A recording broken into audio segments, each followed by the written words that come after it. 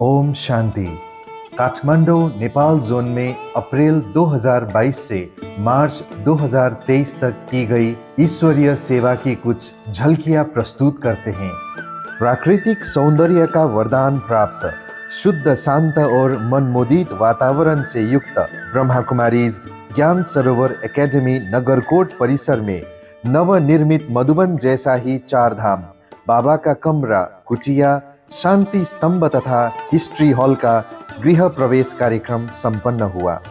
21 जून अंतर्राष्ट्रीय योग दिवस के अवसर पर तत्कालीन नेपाल के प्रधानमंत्री शेर बहादुर देवा जी और 15 जनवरी राष्ट्रीय योग दिवस के अवसर पर प्रधानमंत्री पुष्प कमल दाहाल जी के उपस्थिति में भव्यता से संपन्न हुआ। वर्ष का कैनोपी थीम दया करुणा के लिए आध्यात्मिक सशक्तिकरण, year of spiritual empowerment for kindness and cooperation का तत्कालीन महिला बाल बालिका मंत्री माननीय उमा रेग्मी जी के प्रमुख आतिथ्य में भारी जन उपस्थिति के बीच संपन्न हुआ और इसी कार्यक्रम में 15 साल से ऊपर वाले करीब 1000 बीके भाई बहनों का सम्मान समारोह भी किया गया। 87वीं महाशिवरात्रि पर्व के अवसर पर राष्ट्र कल्याण और विश्व शांति की कामना के साथ काठमांडू, नारायणगढ़, हेटौडा, वीरगंज, जनकपुर, राजबिराज और विराटनगर क्षेत्र में शांति पदयात्रा, झांकी प्रदर्शन और बृहद प्रवचन के साथ संपन्न हुआ। इस पर्व पर खास पशुपति क्षेत्र पर आयोजित आध्यात्मिक चित्र प्रदर्शनी और 12 ज्योतिर्लिंगम दर्शनीय स्थल का अवलोकन करके लाखों लोगों को बाबा का संदेश दिया गया। रक्षा बंधन के पावन पर्व पर नेपाल के सम्माननीय राष्ट्रपति विद्या देवी भंडारी जी, सम्माननीय प्रतिनिधि सभा के सभामुख और अन्य मंत्रीगण को राखी के पवित्र संदेश सुनाते हुए राखी बांधी गई और ऐसे ही मुल्क के अन्य क्षेत्र के मुख्यमंत्री एवं विशिष्ट व्यक्तियों को भी राखी बांधी गई।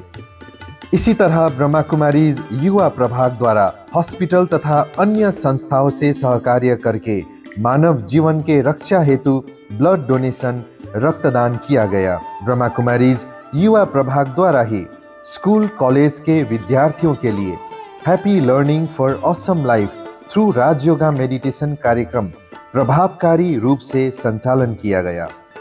जून 5, 2022 को ब्रह्मा कुमारीज राजयोग प्रशिक्षण प्रतिष्ठान नागजोली भक्तपुर में विश्व वातावरण दिवस के अवसर पर वृक्षारोपण के साथ clean the mind and green the earth विषय पर गोष्ठी का आयोजन करके संपन्न किया गया। देश के सातों ही प्रदेश के अति प्राचीन ऐतिहासिक शिव मंदिर में पहुंचकर शिवालय रहस्य के 30 एपिसोड तैयार किए गए। इसी तरह देश के जगह जगह पर व्यापारियों और उद्योगपतियों के लिए easy life for busy people विषय पर अंतरक्रियात्मक कार्यक्रम और टीवी रिकॉर्डिंग कार्यक्रम सफल रूप से संपन्न हुआ। काठमांडू तीनकुने सेवा केंद्र के सिल्वर जुबली बहुत ही बृहद रूप से वैरायटी कार्यक्रम के साथ मनाई गई। नेपाल सुप्रीम कोर्ट के चीफ जस्टिस सम्माननीय हरिकृष्ण कार्की जी समारोह के प्रमुख अतिथि रहे। इसी तरह 6 फरवरी 2023 को नारायणगढ़ सेवा केंद्र द्वारा आदरणीय राज दीदी जी का 84वां जन्म दिवस भव्य और सभ्य रूप में मनाया गया। कार्यक्रम के प्रमुख अतिथि के रूप में महानगर के प्रमुख रेणु दाहाल जी, साथ ही साथ अनेक संस्थाओं ने दीदी जी का दिल से अभिनंदन किया। ब्राह्मणों की स्व उन्नति के लिए तपस्या स्वरूप योग भट्टी का आयोजन किया गया तथा ब्रह्मा कुमारीज युवा प्रभाग नेपाल का प्रथम वार्षिक उत्सव बहुत ही उमंग उत्साह से मनाया गया। इसी तरह देश के अनेक क्षेत्र में जैसे कि विराटनगर सेवा केंद्र की ओर से दुर्व्यसन मुक्ति सचेतना कार्यक्रम और विद्यार्थी भाई बहनों के लिए मूल्यनिष्ठ मोटिवेशनल कार्यक्रम किए गए।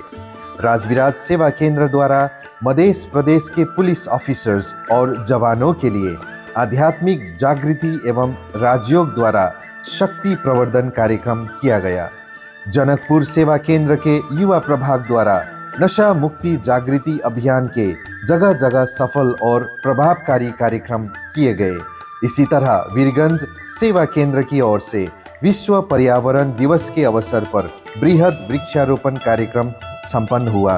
अंत में हेटौड़ा सेवा केंद्र द्वारा समाज के विविध पेशागत लोगों के लिए तनाव मुक्त और खुशनुमा जीवन शैली त्रिदिवसीय कार्यशाला गोष्ठी कार्यक्रम संपन्न हुआ। आपके समय के लिए बहुत बहुत धन्यवाद। ओम शांति।